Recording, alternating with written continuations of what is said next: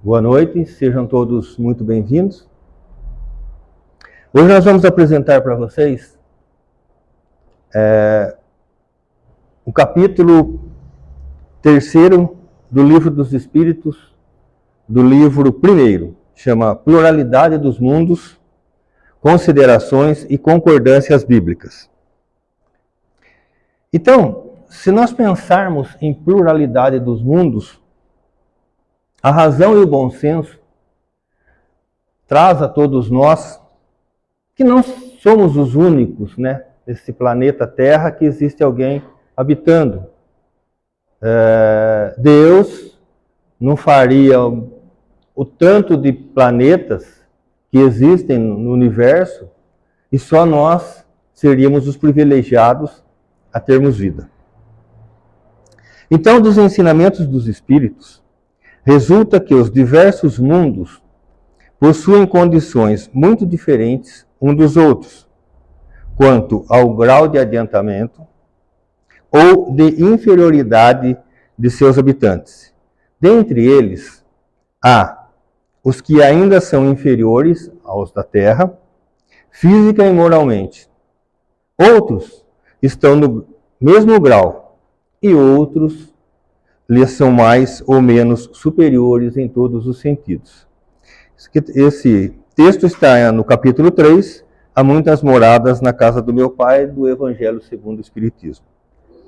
Então, se a gente for pensar, a gente tem duas formas de ver a pluralidade dos mundos. A gente pode ver da forma espírita, que é como eu falei agora, que é uma visão espírita, e a gente pode ver do ponto de vista da ciência. E como é que a ciência viria a pluralidade dos mundos? De acordo com a agência canadense, astrônomos que estudaram as imagens do telescópio espacial Hubble estimam que existe mais de 1 trilhão de galáxias no mundo. Isso está na NetGeo Brasil. Bom, se considerarmos, então, os cálculos que levam em conta planetas externos, como os do Sistema Solar, chegaríamos a um total de 10 trilhões de planetas na Via Láctea. Só em uma, a gente teria 10 trilhões de planetas. São uma infinidade.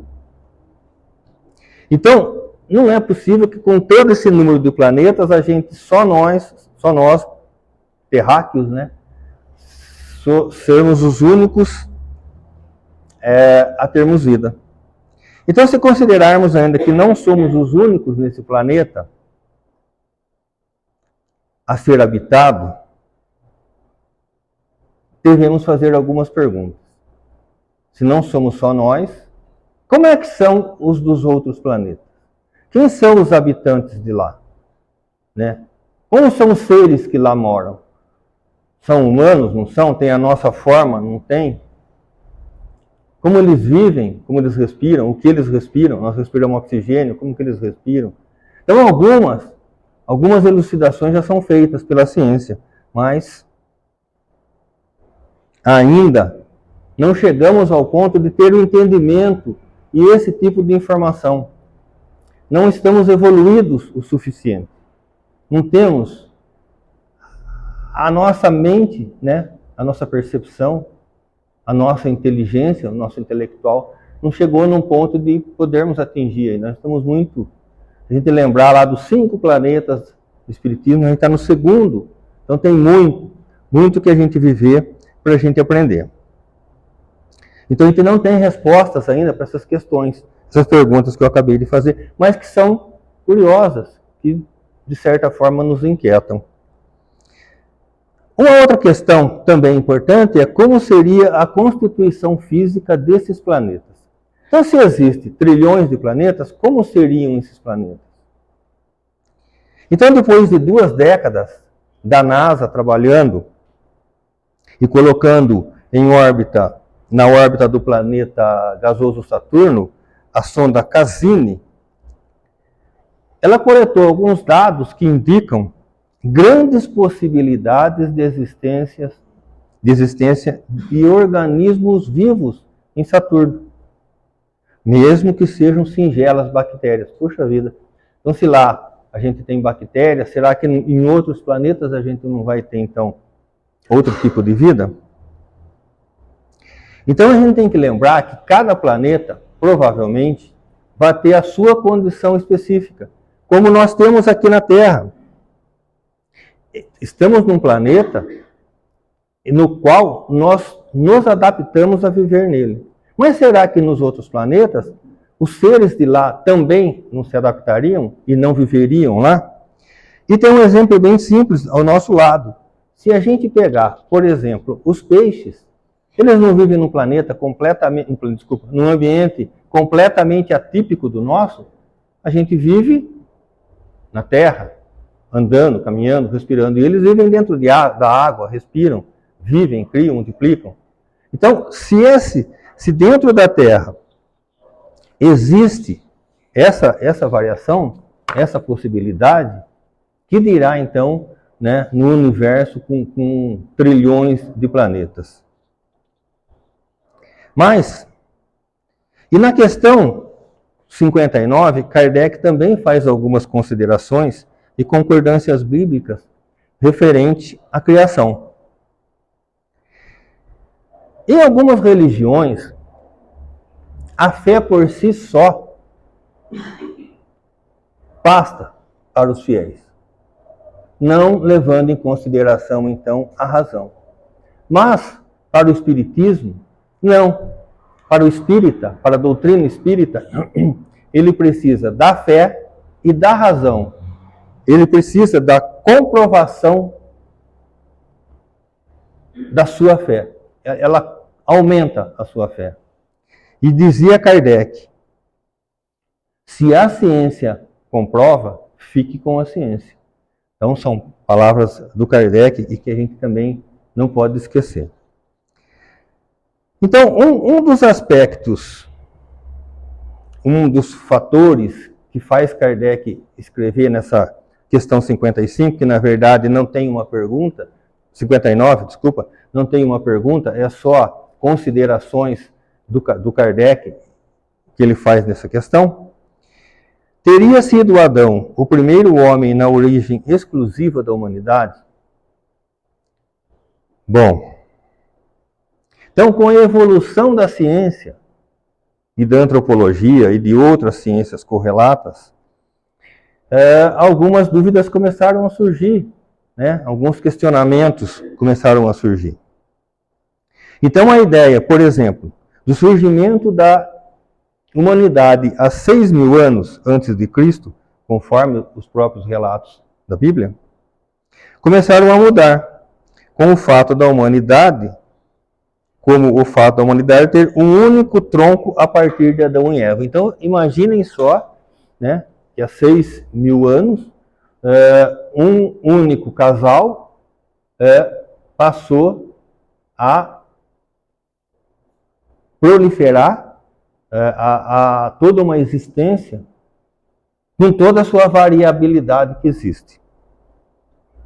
Então, na semana passada, eu estava estudando esse assunto e eu vi uma publicação que falava assim, que em Belo Horizonte, no Memorial Minas Gerais Vale, está disponível lá um crânio humano em exposição que foi datado de 10.000 anos. Então vejam bem, se há 6.000 anos foi começada a humanidade, como é que esse crânio, e de acordo com os cientistas, esse crânio e essa ossada tem 10.000 anos. Então ele está muito antes de Adão. Então essa ossada, esse crânio, ele veio muito antes de Adão.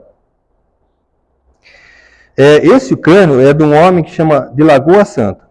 Ele foi achado pelo paleontólogo dinamarquês Peter Lunder, no século passado, na Grande Belo Horizonte. Bom,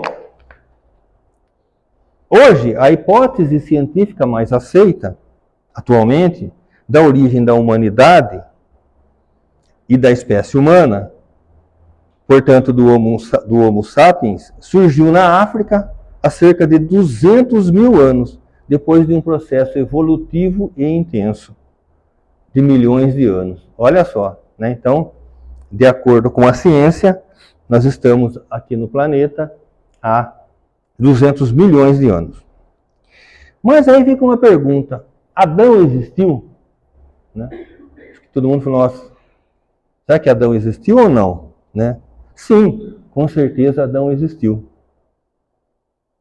Mas como sendo um espírito que provavelmente deva ter sido expulso do seu planeta e reencarnou aqui na Terra. Por quê? Porque lá ele não condizia com as condições daquele planeta. E olha, a gente está bem perto de passar para o mundo de regeneração. Quando a gente, que diz a doutrina, quando formos para o mundo de regeneração, quem evoluiu suficiente para ir para lá, vai. Quem não evoluiu o suficiente para ir para lá, volta. Então, é mais ou menos o que se diz ter acontecido com Adão. E como é que seria o ambiente que Adão foi expulso, né? Então, seria um ambiente onde os habitantes, onde os seres que lá moram, teriam uma evolução moral muito superior, destinados ao bem, ao amor, à paz, do qual provavelmente Adão não tenha se encaixado, não tenha se enquadrado. Então ele foi convidado a sair de lá, quiçá, talvez expulso pelos espíritos superiores daquele mundo. Uma outra questão que Kardec coloca: o mundo foi criado em 6 dias, e Kardec diz assim: também a Bíblia que o mundo, diz também a Bíblia que o mundo foi criado em 6 dias. E fixa a época da criação em cerca de 4.000 anos antes da era cristã. Antes disso, a Terra não existia. Foi criada do nada. E eis que a ciência positiva, a ciência inexorável, vem provar o contrário. A formação do globo está escrita em caracteres indeléveis no mundo fóssil. Está provado que os 6 dias da criação indicam outros tantos períodos, cada um talvez de muitas centenas de anos. É meio lógico, meio óbvio, né, essas palavras de Kardec. Então, a fé sozinha, ela não aceita essas informações que, por exemplo, utilizem o carbono 14, que é uma ferramenta que os paleontólogos têm, que a ciência tem, para determinar esses tempos. Então, dar-se-á, por isso, concluir que a Bíblia é um erro? Não, né? Jamais. Mas que foi mal interpretada pelos homens. E até o nosso irmão Wagner, ele sempre fala das traduções da Bíblia, né? Que a Bíblia foi traduzindo, foi para aramaico, hebraico, grego, latim, enfim. Ela foi, e cada um provavelmente foi dando a sua interpretação, a sua visão de como provavelmente teria acontecido. E o Espiritismo vem nessa situação, nessa condição, e une, então, a filosofia é o tripé do Espiritismo: a filosofia, a ciência e a fé. Né? Então, o que o Espiritismo precisa? Ele precisa da razão. Ele vem a fé acompanhada da razão, a fé acompanhada da ciência, da explicação da ciência. Né? Isso é o que nos torna praticantes da fé de uma forma clara, né? e objetiva. Kardec fala também da evolução dos seres. E fala assim: escavando os arquivos da Terra, a ciência descobriu a ordem em que os diferentes seres vivos apareceram na sua superfície. E essa ordem está de acordo com a indicada em Gênesis. com a diferença de que nesta obra, em vez de ter saído milagrosamente das mãos de Deus, em algumas horas realizou-se sempre pela sua vontade, mas segundo as forças da natureza, em alguns milhões de anos. Então aqui Kardec mostra que Deus é o supremo criador. Ele não nega de forma nenhuma a existência de Deus, mas,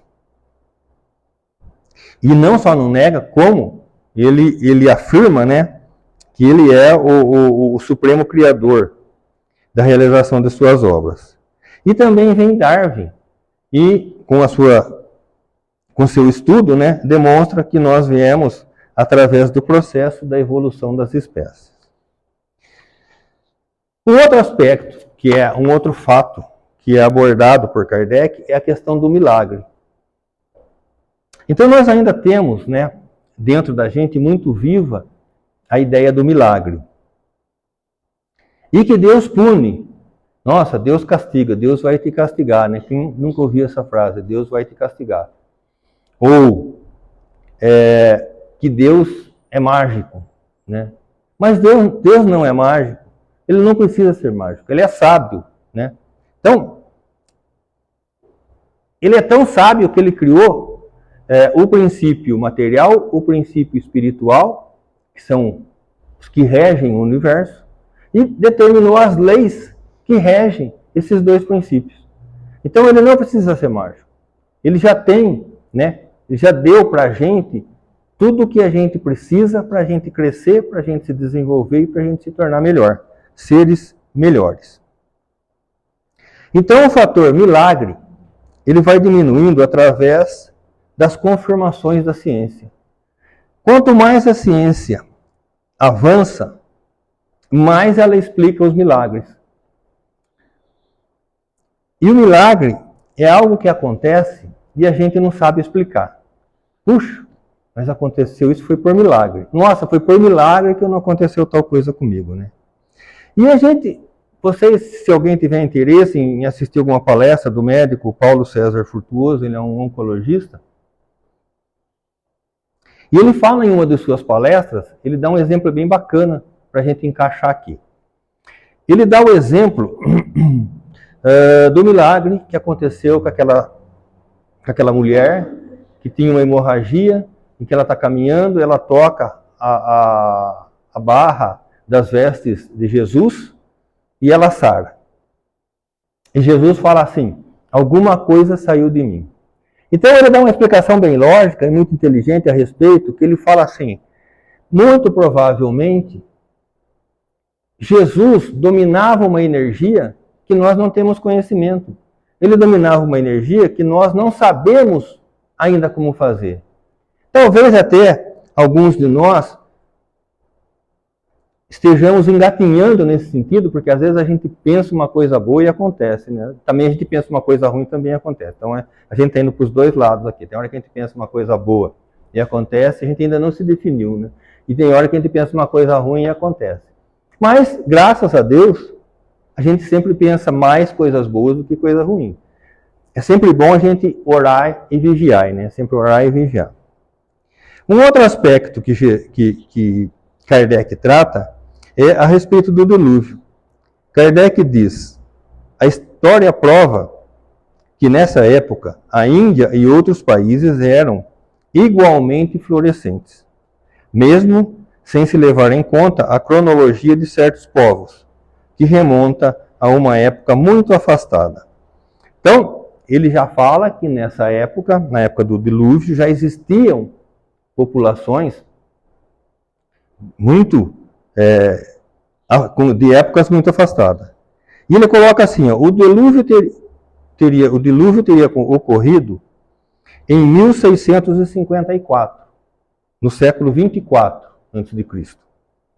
E os hebreus, eles vão então para o Egito no século 18. 600 anos então se passaram desde, né, da